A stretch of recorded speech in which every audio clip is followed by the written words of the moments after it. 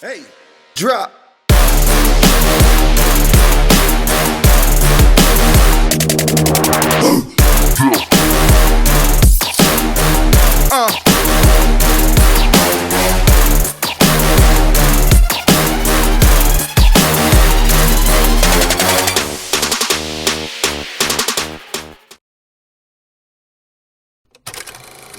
Buchanan County Sports Podcast. We're here today at Bellacino's, a little bit different setting again. We're doing something with Greg and Amy here at Bellacino's. They have done their Player of the Week for, I'd say, about 8 years now. And Greg was wanting us to kind of head that up for him. And he has agreed graciously to purchase the plaques like he always have. And we're going to have the players on here to give them the awards and everything.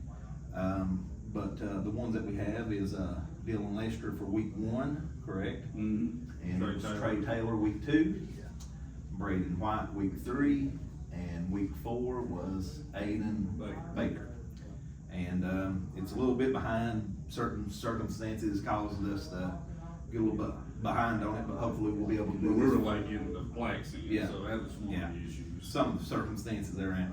So hopefully we'll be able to do this every week, but we're gonna go ahead and get ready to bring the players in. Guys, we are joined with our week 1 player of the Bellacino's Buchanan County Player of the Week, Dylan Lester. Chris, I'll let you read off some of the stats for him. Dylan, week 1, at Land. Y'all, I actually was there at that game. You had a really good game. Ran the ball hard. Y'all played good defense. You had 13 carries for 142 yards, 2 touchdowns, 33 receiving yards, and 12 tackles. Complete game all the way around. Yeah. I want to congratulate you for Buchanan County Player of the Week, Bellacino's Player of the Week sponsored. And you know, that particular game, I'd never been to Bland with that many Hurley fans. Did that sort of surprise you? Yeah, it surprised me. It was awesome. Felt more like a home game, didn't it? Yeah, more of a home game. Yeah. That don't always happen, does it? No. Yeah, but congratulations, we appreciate you being here. And on behalf of Bellacino's and Buchanan County Sports, it's week 1 presentation. Appreciate you. Thank you. All right, next up, we've got the week 2 Buchanan County Player of the Week from Bellacino's, Trey Taylor. You want to read his? Yeah, Trey, senior this year, and he's come a long way since his freshman and sophomore year. Last year was a good year for Trey, and this year is even a better year for Trey. So Trey, we played Rye Cove second week, pretty tough game, and his stats was 10 carries for 194 yards and 2 touchdowns. Against a Rye Cove team, that's pretty impressive. The way they are anyway, because they're pretty good and they're going to be good in regionals. So They're one of the better defenses in the region. Oh, yeah. Without Probably doubt. second, maybe. So with that being said, congratulations to Trey Taylor being a Bellacino Player of the Week For week for 2. week 2. So proud of you, Trey. You know how I feel about you. You don't have to worry about. I'm your biggest cheerleader besides your mommy. We just need to go out and keep doing what you're doing. You've done well so far this year in rushing yards. You can't be so more proud of you. You carried the ball 36 times this year so far, and you had 736 rushing yards. So that's really impressive, Trey.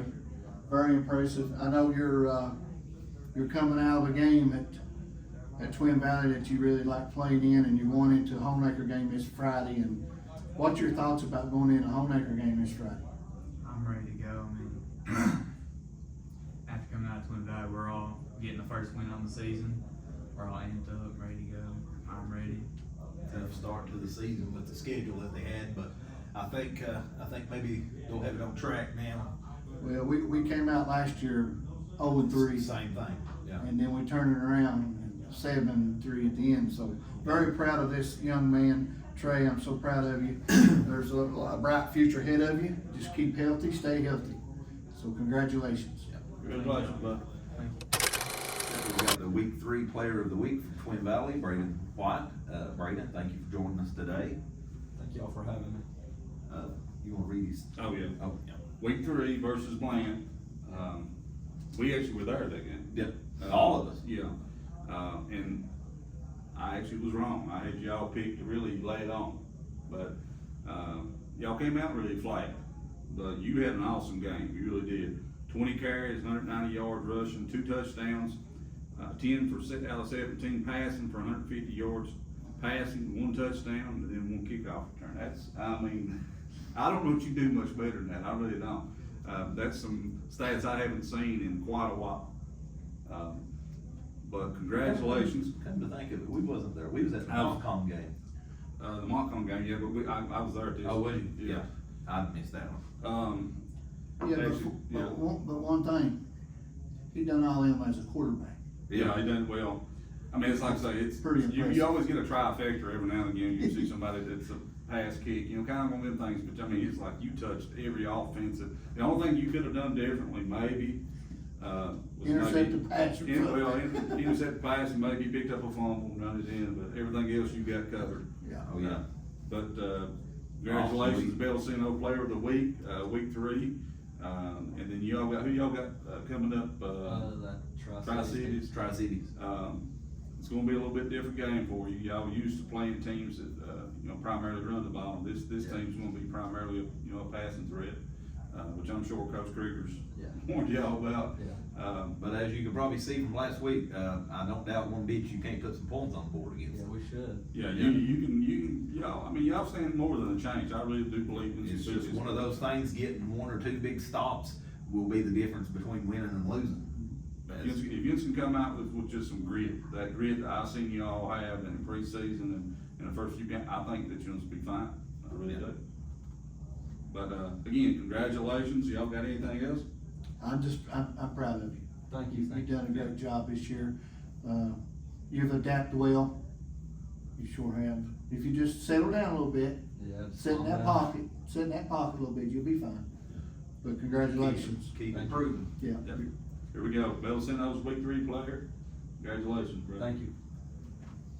Great. All right, guys, we're here with the week 4 Buchanan County Player of the Week from Bellacino's, Aidan Baker. Aidan, thank you for joining us today, encore edition. Encore. Alrighty, so, the stats, this was Tri-Cities Christians, week 4, Aidan, 9 carries, 169, 2 touchdowns. It was, like I said last week when we talked to you, it was quite a game. It was like playing Madden, Oh, yeah, it's like, but, Chris, you. I do have to correct you on something. And I thought about this and I thought, well, did I say anything? And I was like, yeah, I got to. yeah, I did something to the encore, didn't we? Yeah, well, you mentioned, in the Buchanan County Sports Podcast, you mentioned that one of the things that you all had improved on was your passing game. Yeah, it didn't look like it. It didn't look against like it. Tri-Cities. It didn't look like it did. No, I'd messaged a couple, try to find out what their stat line was on passing, and it had to be. It hadn't been much. He had to be, I don't know how many times they passed it, but the quarterback had to have a slow arm, up to the 4th quarter anyway. But anyway, I mean, I think that around the 4th quarter, y'all got things lined out. So, but congratulations, and you had a really good game. A lot of big runs. A lot of big runs, a lot of hard runs, nose down and grinding it out. So, y'all got another tough game coming up. I didn't ask Dylan, I'm assuming by the way he's walking and stuff, he looks like he's feeling better. Oh, yeah, he's much healthier now. So we'll get him back, and then, is Reed, is he cleared now, or is he still? They say he's out for a few more weeks. Okay, so yeah, he's definitely not gonna be there. Well, y'all had, you had one more that was injured, that didn't get to play last game, sideline, one of the wide receivers, I seen. Gage, yes. Gage, yeah. Is he clear, or do you know? Yeah, he is quick for this one. Okay, good. Got everybody, majority of the ones you've had primarily all year back, so that's good. That's always a plus. Takes a little bit of a burden off of, some of you kids that's not normally playing certain positions, so. But with that being said, congratulations of, Bellacino's they've done this, as Tim had said, for several years. About 8 or 9 years. And I tell anybody, we don't have a lot of restaurants in our county anyway, but Bellacino's is one of the, you know, the best places in town to eat, great food, you know, and Greg and Amy go above and beyond to try to help as many programs as they can, so, and I know you love eating. Oh, yeah. The wings. Especially the wings. But again, if you're all out there and you listen to this, get out and support your local businesses, especially these that wanna give back. But congratulations, Aidan, Player of the Week, Bellacino's. Just glad to be here. Congratulations. Good job, buddy. Good job. Keep going. Okay, we've got the Players of the Week. Was really glad to have all 4 of them here today. Got that taken care of, and we're really appreciative of Greg and Amy and Bellacino's for sponsoring that and everything again, as they have over, like I said, the past 8 or 9 years, I believe it is. But we figured since we're here, we're gonna go ahead and do a quick preview of this week. You know, the teams in the county. We've got Hurley right now at 2-2. Twin Valley is 1-3. 1-3, and see, Grundy's 1-2. and Hurley's 2-2. And Hurley's 2-2, yes. So first off, some good research you done here, by the way, today. We'll look at the Grundy homemaker game. Should be looks to me like, from looking at the schedule, they have really went through like the same kind of a schedule as what Grundy has, you know. They've been beat up a little bit, like we have, like Grundy has. You know, you look, they're 1-3. Grundy's coming in, going in their territory. Homemaker 1-3. So, but there you gotta look. Homemaker's lost to Ridgeview, 42-0. Which is, that's what it's a common opponent y'all have. Yeah. You know, Ridgeview, when they played Homemaker, won 42-0, you all did score 20 points on them. We did. So your offense Gave up a little bit more points than what. Well, I mean, yes, but that, I mean, honestly, some of that's garbage stuff. Yeah, I mean, let's just be honest. Honestly, without the garbage points, it would have been about 40. Right. So I mean, I think that, you know, I'm just saying, me personally, I think that you all are better now than you were then. I think Grundy has came together as a team. They've always had heart, but I've always heard you guys talk about grit. Yeah. You know, are they gonna get that grit? So this week might be the time that Grundy gets the grit. Yeah. You know, so I know the heart's there. And I think going into this game, and they know how big of a game it is. Well, speaking, you know, of how big it is, you know, that their opponent, Homemaker, they're led by a freshman quarterback, Parker Lowe. And according to these stats I've got, and most of all this stuff came off Max Preps, so take it for what it is.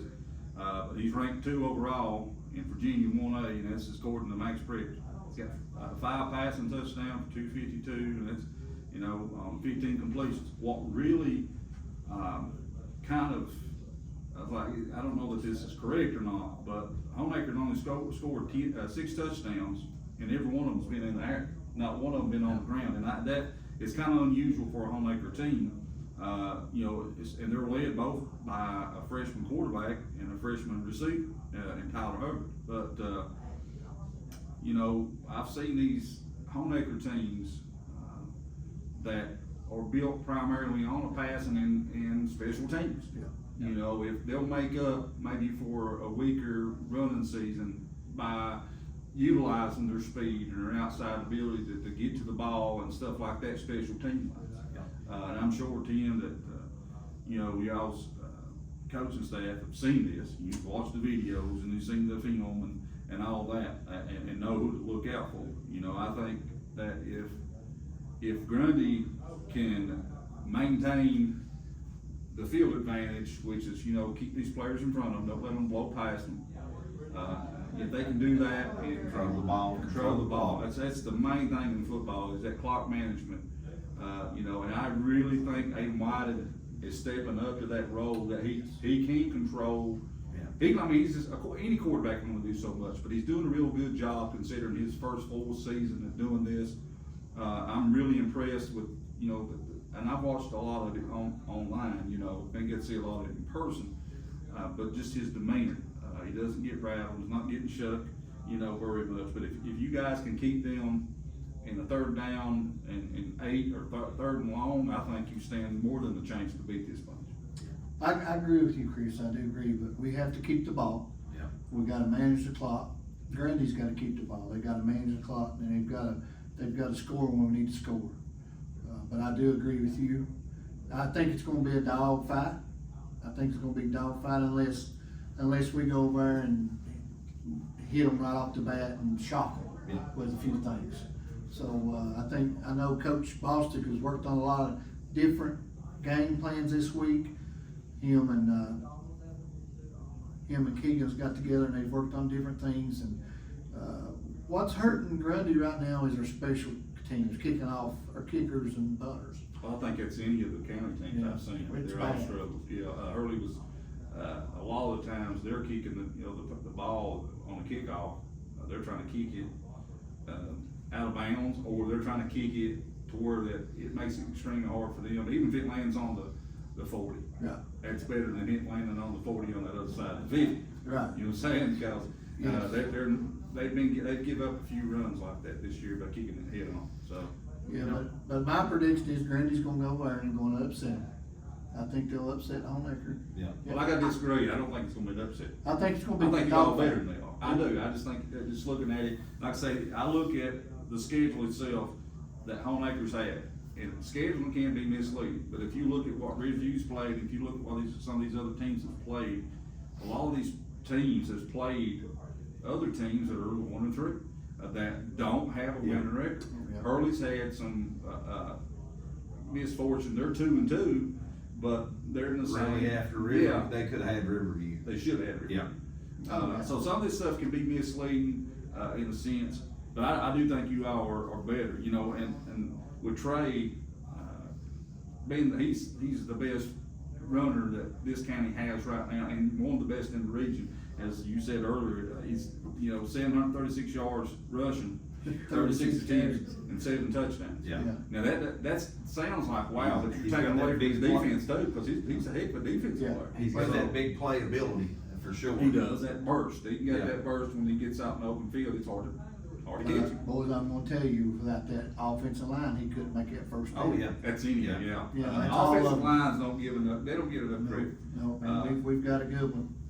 I think that, but you're gonna have to, they know Trey, they know what he's capable of, and they're gonna key in on it. Aidan is gonna have to make some passes, he's gonna have to step up to the pocket, and he may have to tuck it and run a few times. you know. And he don't mind to. He's an athlete. Yeah, he don't care. I don't know where he gets it from, because he ain't there, but he's an athlete. But He is, he's good. But on offense, like we said, but they're gonna have to control the clock, Yes. run the ball, and then on defense, cut down on the big plays. Yeah, mistakes. Because with Honecker, from what I've seen over the last year or so, they've really like to air it out quite a bit with this air raid and everything, and at 1 or 2 big plays, and you're down 14-0 already. It's gonna be So, exciting. Okay, so your predictions, Grundy, I wouldn't want you to bet against your own team. No, mine's Grundy. Alright, I'm Grundy all the way. Grundy. I do think Grundy's gonna get this, I really do. I always said I don't like picking against the county team, but. That's why I really don't ever ask you all that. 'Cause- But I don't care to Yeah. tell, the way my opinion is, Yeah. on that stuff, is that I do think in this game. Which Grundy's then the better again, team. if it'll make the boys play better, Honecker's gonna run all over, right? Yeah, if it'll spark one of them, I don't think me or you or Chris talking about it would change it anyway. Yeah. I think they're gonna play the best they Yeah. gonna play anyway. I agree. I I agree. agree wholeheartedly. Yeah. We can move on to, Hurley at Holston. Now, I remember back years ago when I coached basketball at Hurley, Holston was a team, and I dreaded and I hated to go to their school. They, back then, and I assume this changed, a lot of people have changed, and me included, but they had some of these parents that, I couldn't stand to be around. They were just so obnoxious and arrogant. Hurley's got those. We all do. Grundy's Yeah. got them, we all Yeah. got them, We but all as a do. coach, you just don't wanna hear it behind your bench. Yeah. You know? sometimes you even have players like that as well. Well, I had plenty of them too. And I look at Holston more like a rival team now because of that kind of atmosphere that took place for many years. in basketball and football. You know, Yeah. Hurley's had some good games over there in football through the years too. But I look, you know, hosting 2-2, Hurley 2-2. You know, 2 losses. If you take the 2 losses, and it's almost the same if you look at both of them. The Tri-Cities game for Hurley, that was a huge win against a team that they were young, but man, they were athletic. You know, and I seen players step up that through the years I've seen those same type of athletes just lay down. Yeah. And I think that was a huge win for them. You know, but if you look at, you know, the Tri-Cities game, if you look the 2 losses, that Hurley had some couple bad losses, Yeah. you know, and The Riverview one, man, they let that get away. I truly believe they should have came out of there with that one. I mean, their physicality's they've got to keep their physicality up. All 4 And you know, you really seen a lot of that with the Tri-Cities game. You know, They was really showing a lot of grit. and Tri-Cities, I think, was 6-3 at that time, or maybe 6-2. Now they're 6-3, Yeah. or something like that. They never played 8 games or whatever. Wow. So Yeah, they done. there's somebody on their schedule that was on there 4 times, so Wow. I don't know what that is, I guess. You look at the east side at Hurley. Yeah, that, You know, I don't worry about that score. yeah, East side is in different category. Well, that's what I was saying earlier, is the east side games, their schedule. I went back and I looked at your schedule and looked it over, and I really wasn't impressed with, you know, whether you're 4-1, 5-0, whatever you are. I wanna see the quality of teams you're playing. Yeah. Cause if you make the playoffs, and you've got a, you know, 7-3 or 8-2 record, and you played a bunch of mediocre teams, you're gonna get blistered in that first round. It don't help you. Don't help you. It does not help I you. mean, don't get me wrong, it makes your fans, it draws fans in and you fill the seats, but as far as your players come playoff time, they're gonna be facing some stiff competition. I seen, you had sent this year, Chris, I guess they've got a, running back in junior, Eli Tweed, 581 yards, 81 81 carries. That's about a 20 yard average, I think you put here. Yeah. And around 145 yards a game. So it sounds to me like they, kind of focus a little more on the running. Yeah, if you look at their stat line, again, I'm getting all this off Max Press, but if you look at their averages across the board, they're a running team. Be a completely different opponent for Hurley than what they had last week. It's probably more of a team that they are Probably more better similar. they're better matched up, you know, to kind of slow the ball down and manage the clock kind of team. Yeah, they got to say this Eli Tweed, if you look him up, he's an athlete. You know. I still think Hurley can go over and win this ballgame. Oh, I 100% believe that they're capable of doing it. If But they like we play- speak about the grit, it's gotta be there. Yeah, just like we talked about earlier, grit's gotta be there. And if they show up with that grit and want, there's nobody can stay with them. If you look, you know, the week prior when they played Tri-Cities Christian, you know, I mean, you look there, Michael, you see what they Yeah, threw up. you know, Aidan 9 attempts, 169, 2 touchdowns. Caden Justice 19 attempts, 129, 1 touchdown. Caden Justice 19 attempts, 121, and 2 touchdowns. And also, I believe, what was it, 6 2-point conversions, I guess it was. It's crazy. And Dylan Lester 8 for 81, and you know, of course, he wasn't 100% in that game, and still has over a 10-yard per carry average there, but over 500 yards rushing. I did say that, I can say that, they may have had over 500 rushing, defensively probably give up that much passing. Yeah. Or close to it, I would assume. Like I said, I couldn't find exactly because they didn't tell us what their stats were. Hurley give up a lot of long yardage. It wasn't like, okay, I'll catch you in the middle of the field for 5 and take you for 30. It was bomb after bomb, you know, and then every now and again they'd hit them with a short yard. He'd have a first down, a long first down, but they were giving up some long plays. And that's something that Nick, I'm sure, has worked on, because he's not going to, you know, just take it in stride and say, okay, it's all right. We won the game. He's not that kind of a coach. No, in post-game interview and everything, he talked to me in a post-game interview, but also he spoke to the team, on the field, and, you know, he said, you know, he definitely wasn't happy with the 48, you know, even in a win. Ain't no defense coach happy with that 48 points. You're glad to come out of there with a W, but, still, yeah, there's a lot of improvement there, especially on the defensive side. And I think that's gonna be one of the keys. The keys to Hurley having success against this hosting team is they, of course, gotta have everybody back healthy. And their D-backs have gotta be in position to make plays and don't let blow-bys happen. They've gotta, you know, because against teams like this, you know, I said and I thought, you know, nickel and dime defenses, are good for certain teams. It don't work with every teams, and there's other teams you just gotta go straight man defense. But when you look at the way most of our county teams have to play because they don't have a bench, Right. playing man is something that they just typically cannot do. Yeah. So They're tired. they're tired, you know. So Right. it's zone defenses is something that they, you They know, learn I'm to sure. play. Yeah, I'm sure that these coaches would love to play more man.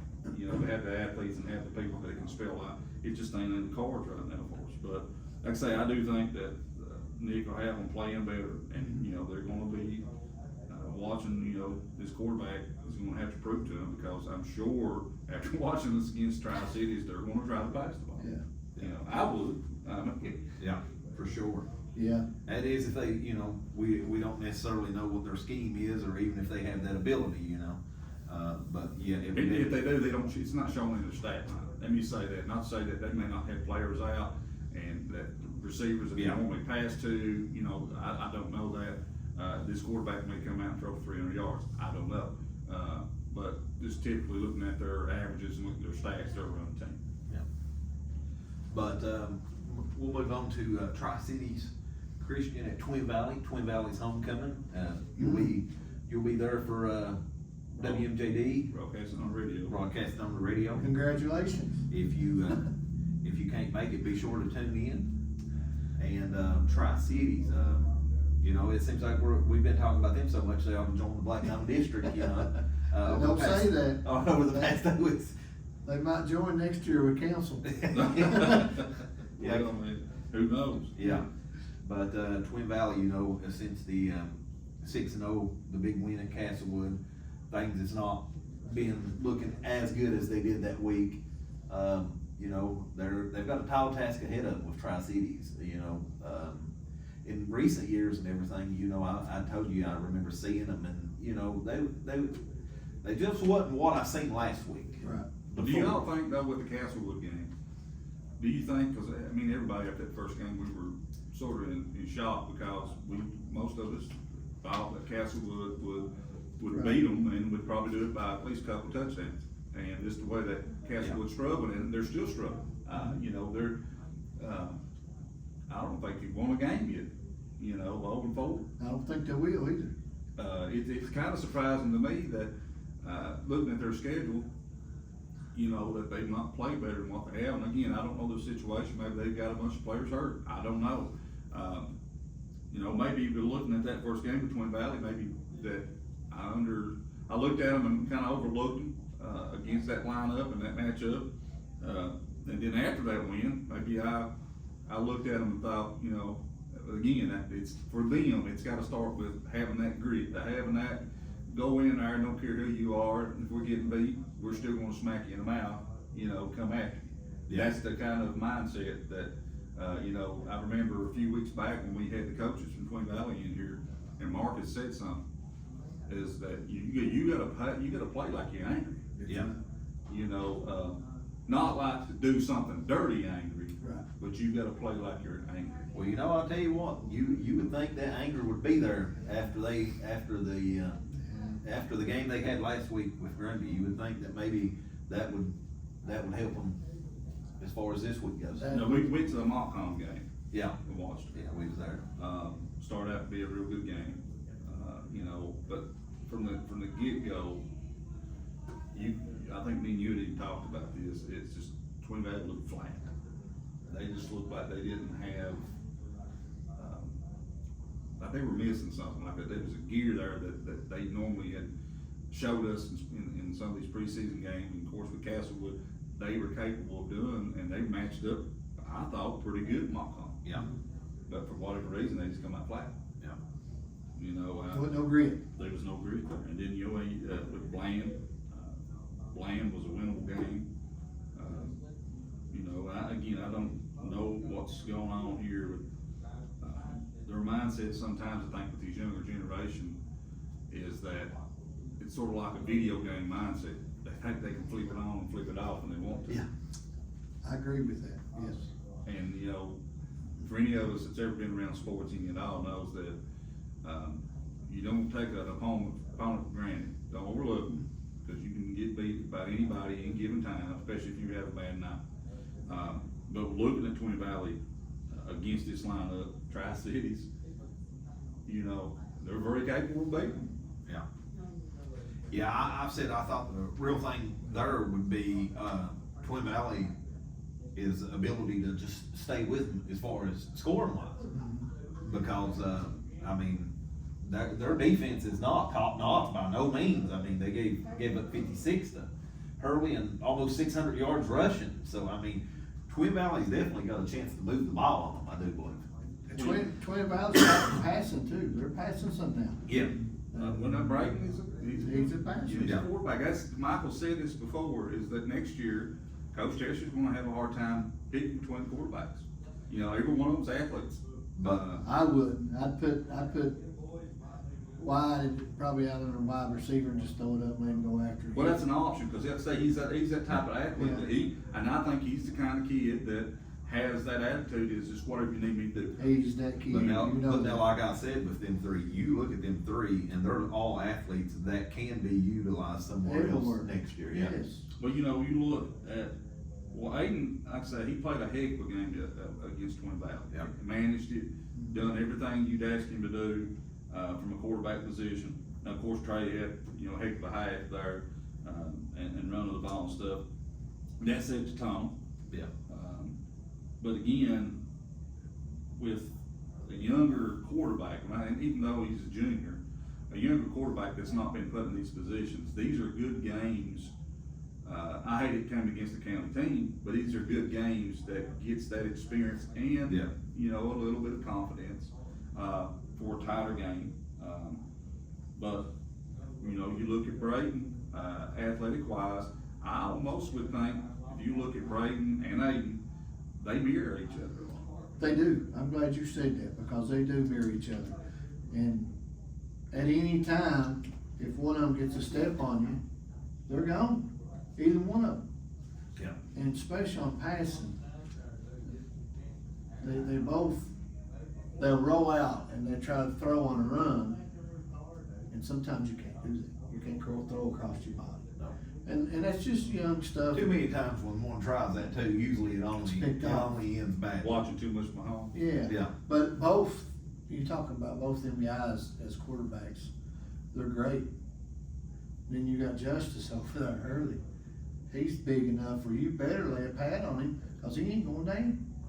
He's big. He proved that in the last 40 seconds there. That's Justice Bugler, that's who I've been calling. Yeah, He's old Roethlisberger's little brother. He's, I tell you, he's very talented, and he's got the height and the weight to back, and it can throw a ball. He can throw a ball 50, 60 yards, 70 Now, yards. he did have a couple of, bad passes over there, I thought he forced, especially early in the games, the interception he had. He saw the kid downfield, but he didn't, where he should have threw the ball was in the middle of the field, but he tried to force it. Did you see the video that everybody been sharing of the big deep pass he had? No, I seen it online there. It's pretty fast. Yeah. Yeah, I didn't see it. For sure. But you know, between Valley, you know, I think that they stand more than a chance to beat this bunch. If they can just slow the pace, if they can get some pressure on the ball, they can get some pressure on that quarterback, and if they now don't take for granted that they can't run the ball. They didn't really run it against Hurley like I thought they probably should have. Because they seen that they could really hit them up on the pass real well. They stuck to that, and I don't know why, because they could have, they would have had some. Quarterback was very athletic. He was super athletic. I think he could have took it several times and picked up the first down, but he did exactly what the coach said on the sideline was, you know, stick to our game plan. That was the game plan. And he stuck with it, but And it did cost him a few times, he tried to force some passes, but I think if Twin Valley, if Brayden can, again, I keep going with this clock management. Mhm. I mean, we don't have a deep team, you know, not just controlling the clock from aspect of taking it down to the final second and the 24-second clock or whatever you have there. But it's more than that. It's, if you can, you know, 12 out of 12 minutes, if you can have that about 7 minutes. Yeah. And whether you score or not, it's gonna be a low scoring game to the point it's feasible for you to be able to be, competitive, against maybe a better opponent. With Tri-Cities, I really feel like that they're better than them, as long as they bring the physicality. And if they don't bring the physicality, Oh, yeah. they're gonna walk away from this with a W, Oh, yeah. with a L, and I think that, from what I've seen, typically, out of the Krieger teams, is, he does his best with what he's got to try to get these kids up for any game, but Yeah. against a team that he knows that, listen, we can get this win. Yeah. He lets he's honest with the kids. He's not gonna put them in a position to say, you're better than what you are, or whatever. That's not the kind of coach he is, and I admire that. You're gonna let these kids know, we're capable of beating this bunch, but it's, after practice, it falls in your lap. Yeah. I agree with you, Chris, I agree 100%. I do think with all my might, Twin Valley can beat these bunch, but just like you said, they gotta have grit. They gotta come out there and want to win, wanna play to win, and reach down in there like they did against Castlewood. Stop. Run the ball, control the clock, same story as what we was talking about with Grundy and Homemaker. I mean, very, very important. Slow the tempo down. Yeah. There were two games this year that were for both types of fans. If you're a defensive fan, if you played that football and you love defense, that Castlewood Twin Valley game was for you. If you loved offense, that Hurley and Tri-Cities. Absolutely zero defense. Yes. Yeah. Because it was one of those, Yeah, it's exciting to watch there, I kept the clock for them up there, and it'd been years since I did that, and it was like, they were passing so much, and everything was happening so fast, that the guy next to me was like, that's first down. I said, I just put first. He said, yeah, I know, but you had it first and whatever. He said, that's first and 10. Yeah, I know. I was over at the scoreboard and they said, somebody's gonna have to wake pack up. I mean, you could not keep up with it, but again, I was out of sorts there. It'd been so many years since I fooled with it, but Yeah. Shane kept reminding me, I was like, and then I would get, of course, I'm the fan, out here, so I would Yeah. get carried away watching it. It's your home school too, Yeah, and I'd be sitting there, getting reminded, hey, they just scored. Yeah. Again. You get involved. You get involved in the game as a fan. And that's with any county school. I think Yeah. that's one of the things that's so great about what, that started here with us, is that, we're always gonna pull for the county, and like Tim being from Grundy. Michael's like, he's like a half. orphan. That's in Hey buddy, I grew up, graduated from Hurley, got 2 boys that graduated from Grundy. My wife was from Garden, so. Yeah, he's like he's Split. Yeah. But here I'm I'm from Hurley, everybody knows that knows me, knows I bleed, blue and red. I'm a Hurley deep, and I always will be, even when Southern Gap That's right. starts. That's right. I'll still say I'm a Hurley rebel, even though I'll pull for Southern Gap. Right. And I think that's any of us. I think it's That's right. Grundy will still have that mindset of it's a pride thing when it comes to sports. And I think, but when you look at next year, we're all gonna be on the same page. We want what's best for Southern Gap High School, which is all county kids. And I would love nothing more than to see every single kid I don't care where you go to school at right now. I just love to see everyone be able to go and wanna go to this new school and start something new, But and then they can't say, well, it's Grundy here, or it's Hurley here, or it's Twin Valley here. It's Southern Gap. You all set the precedent right here starting this year. That's where the kids come in. The kids gotta set it, not the parents. Exactly. The kids.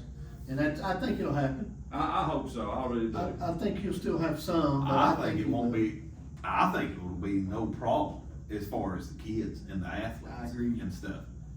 So you can pretty much guess where I say the problems. Well, a good example is you can walk outside this door right now, and 3 of them sitting there eating dinner 4 together. of them. Or 4 of them, yeah, sitting there eating dinner together. Yeah. From From 3 different schools. That's right. Yeah, so now I'm sitting here going, From if every they school can do it, together. why can't we? Yeah. The kids won't have a problem. I mean, I think we're all on the same page. Nobody And wants to see us 3 get out shut. of 3 out of the 4 boys will be teammates next year. Yes, Yeah. yes. You Yeah, have one senior sitting out there. I really enjoyed going to these games, watching them on TV, and something I hadn't done in years is, back when I coached, you'd always try to watch as many games as you could because you wanted to get, because most of the players that play football would play basketball, and you would get an idea who the real athletes are. Yeah. I remember that coach told me one time, is, listen, I can take a basketball player and turn him into a football player, but it takes a heck of an athlete to go from football to basketball. Yeah. Because most football players still wanna run through you. Basketball. They wanna lower that shoulder, don't they? Still, but if you got an athlete that's got the mind right, and you got, the athleticism, Yeah. those are some hard players to really stop.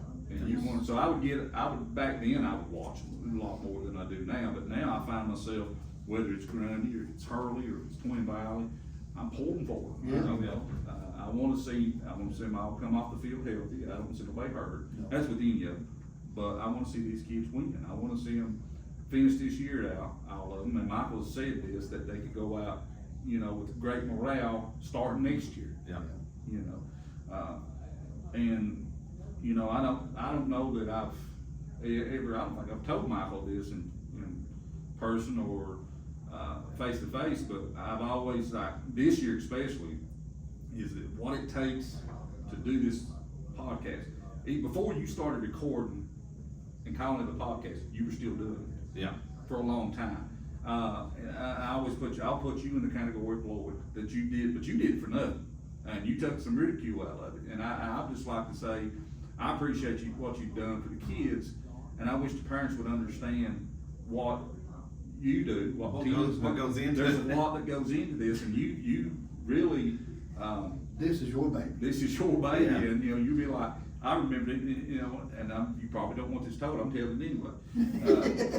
About right at 2 o'clock the other morning, I remember phone ding, and I look, and it's, luckily it was a weekend, because I would've said, this man, he must've got fired, because he shouldn't be up this late.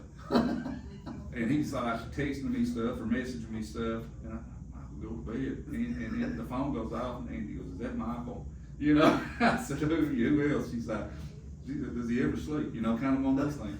But, there's a lot goes into this, that you do, and I wish that people would understand it's not easy. And when maybe we overlook a staff, and they hammer you with this stuff, and we may overlook it. Don't take it harsh, just kind of. And the stuff that we get ain't always gonna be accurate, apparently. It's not, and again, the coaches sometimes, they got their hands full.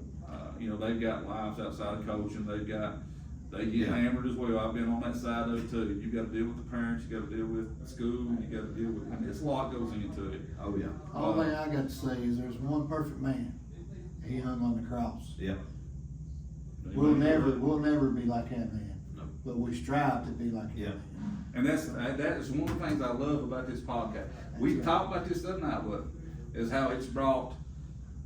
I mean, I've known you, and I know Michael, but even though, like, I feel like there's a piece that comes when you're around, surrounded by people that are on the same mindset. There's a piece that comes over. It's not about the sports. It's something we love doing, but it's a thing that we can find peace in what we're doing here, and we know there's no egos. We don't care. We want to see everybody do good, and we don't care. We don't care what uniform they're wearing tomorrow night. I know people don't believe that. There's some out there going, I really do not care that there's a Grundy helmet sitting there in front of me. I could care less. No. I want to see these kids, regardless of what school they're at. I want to see. I want to see them succeed, not just in high school, but the next level. Yeah, you failed to mention you've got a little bit of Twin Valley in you too. I do. My daughter graduated. There you go. This is a story that will go down in history. It's probably one of the most, I don't know if you call it arrogance or stupidness. My daughter, and Tim probably never heard this story. Probably have. My daughter, she graduated from Twin Valley, right? She played basketball, volleyball, and everything at Hurley. And she was dating a guy over there, and he decided really forward because he kept trying to talk her into coming. And she finally just like, you know what, and she wanted something new. She wanted to start, she got to where she didn't really care if she played basketball, whatever. She ended up at Twin Valley. And she went over there and played basketball pretty good. which I still Good think, man. I think Rick Goodman is one of the best coaches Good to ever man. coach in Virginia, Yeah. period. Nobody ever gonna change my mind on that. Yep. But she goes over there and, you know, they, they have family night, you know. Guess who they played? Hurley. I was coaching. Ooh, So in my Hurley where are you turned coaching out? gear, Yeah. I walk over to the Twin Valley sideline and stand with my daughter in the stands while my wife's sitting there going, I can't believe you just did this. I was like, well, you expect me to change? I'm literally gonna leave from here and go coach the next game. But my daughter's like, I'll never forgive you for this, you know? Cause his picture was going in to their yearbook Yeah, and in the paper, you You're in know? the Hurley gear. It looks so odd, it really Yeah. did. But those are memories, like I say, even back then, that should tell people that I really don't care where Right. you go to school. I wanna see you Right. succeed. I wanna see kids have an opportunity to do good. And there's some good coaches. Guys, we've got some good coaches in our Oh, yeah. schools. And you know, we keep saying it about the kids. We keep saying that these kids have got to, Yeah. blend together. These coaches as well. I mean, Oh, yeah. they're adults. They're gonna have some egos there, you Yes. know? Just let it go, guys. You know, do it for the better of whatever, you know, and don't take it. Have a chance to really make something special. You know, Roger Rife said it the best about what you touched on there about being around for all of us three and how good you feel. He talked about it in a 1986 group was sitting there and he broke in tears. He said he called it the Super Bowl. Yeah. You remember what he said about that Super Bowl? He said, at Super Bowl, it's what they do next life. Yeah. How they get with Christ. Yeah. You know, he said, that's the Super Bowl, that's what we're really worried about. So exactly, that's perfect coming from Coach Rife to his players, and there's 8 of them there, and I don't know how many of us going to church, but there was some going to church, it might have been all of them. I know Rodney McNulty was one of them. Yeah, And he kept me even keel for a long time when I worked with him. And he's always like, Pat, we can go be like you. Can't you just calm down for a minute? You know, kind of that deal. He was Yeah. always the calm nature person. And no doubt, the coaching that he had and the way he was raised, That's right. you know, it now is coming out in his daily life. And that's the question I asked them after the podcast. I said, I got gathering them up there, I said, guys, what do you use now in your life that you was taught when you played football? You know, they was like, man, we use everything daily now. As we look back, and everybody, you didn't play sports, but No. you should have, because you know all about them. But as you look back, just like you, as a teacher or a coach, guys, I can sit there and hear Coach Rowe saying things to me and our teammates, or Coach Compton, or Kevin Dresser, or, you know, just a few, W.J. Cottle. I can hear them just saying a few things that back then I was like, that don't make sense to me. But now I'm older, it makes a whole lot of sense. You know, I used to get Coach Rowe down the road. Still hearing a lot, like, you know, like I've told y'all before, as far as like keeping stats and helping with the basketball teams, as far as stuff that I've heard from, you know, Joey Blankenship, Coach Harlhorn, Oh. and then the year that I helped Mark with the football team in the late 90s. Yeah, there's a lot of things that you carry with you. Harold is a philosopher. Yeah. Mhm. His sorts. Yeah. I A remember. lot of long car rides with him. Yeah, don't take for granted like Yeah. those moments when a coach, a good coach, when they Yeah. sit you down to really, they really care to talk to you. And I'm not saying that they're trying to ridicule you. I'm talking about they put their arm around you and really truly want to see you have a good life. Yeah.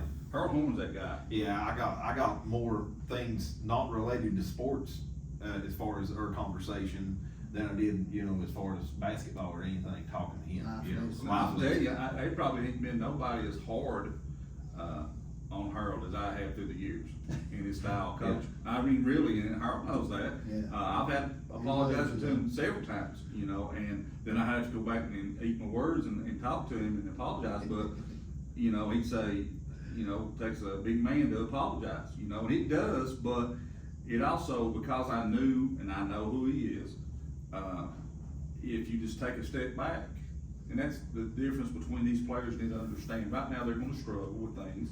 Take a step back, see what they need to work on, and work on those things, whether Yeah. it be in sports or it be in life.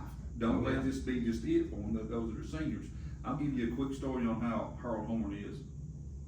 Years ago, I was probably in 5th, 6th grade, maybe a little older, couldn't be much older than 6 or 7. We had no ball court down there that was primarily just broke up concrete, whatever, and had a Right makeshift. there next to the creek. Right next to the creek, you had to run balls down if it went to the creek. And the basketballs, because we played on that concrete so much, and, you know, it wasn't a good, I mean, it was fun because it's all we had, but Harold knew that. And I remember, Harold would come down, I'd be out there shooting ball in the rain, snow, whatever, and he would see the basketballs I'd have, and they would just be ragged up, and anytime he'd have a ball, and I can tell this now because he's retired, and the school probably don't care anymore, but he would bring me the old nets that they would take down, he'd save these, Yeah. and he would bring me the old basketballs. Yeah. And he'd bring him up there, and he'd say, just keep practicing. And then sometimes he'd stop out in the road, and he'd watch me, and he'd give me a little bit of a tidbit of advice on something, you know. And, you know, that's the kind of person, I'm saying coach, I'm saying that he saw me, he took the time. Flick that wrist, keep that elbow. We'd go up on Sundays, and when I first, I might have been a 10th or 11th grader, and he was still playing at that time on Sundays, and when we played in summer ball and stuff, and I never will forget this. Before you walked in the gym, they were already playing, and if Harold shot the ball, you knew it because you could hear it come off his fingertips. Yeah. His fingernails were just a little long, but you could hear every shot come off his finger, and you knew it was because he was snapping that wrist and following through. He stressed that. Yeah, and that's something he always told all his players. I'm sure you've heard it. You Yeah. know, Yeah. He'd tell it. But I just wanted to say that, you know, Wow. Harold's that kind of coach. And we've got a bunch of good coaches that's yeah. still in this camp, you know. But guys, I guess we'll get ready to wrap it up here. Best of luck to all 3 teams, and hopefully might see 3 wins for our 3 county schools this I hope so. Friday night. But guys, before we leave, I want to mention something else. Y'all mentioned about when we interviewed Garden up there. Y'all, well, Chris, you wouldn't know, you watched it, but you remember David Ratliff. He was the one over on the far end. Yes. David unfortunately lost his brother there last week.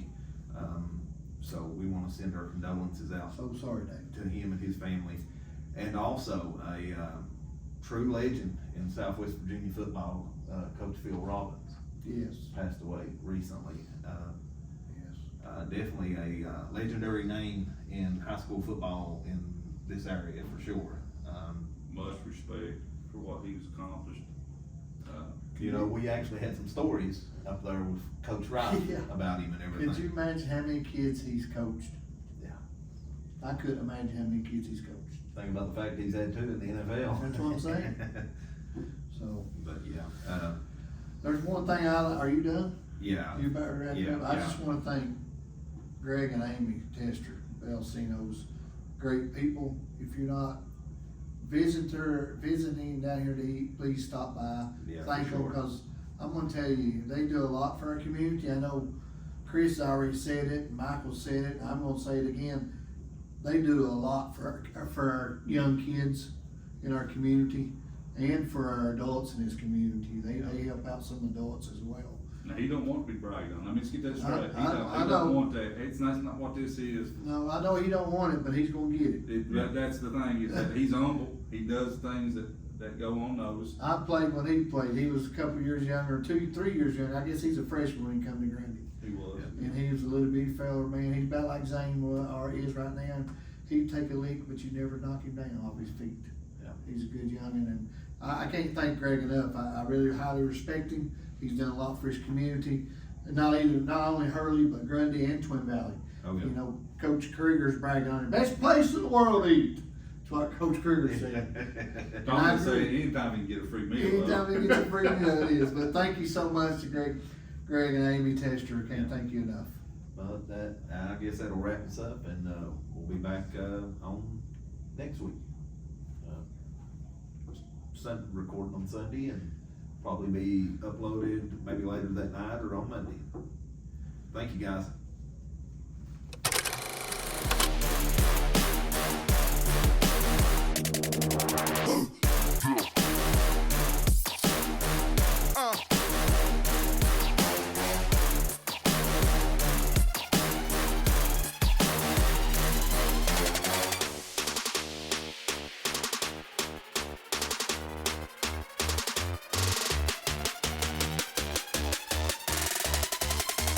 Yeah, hey, drop.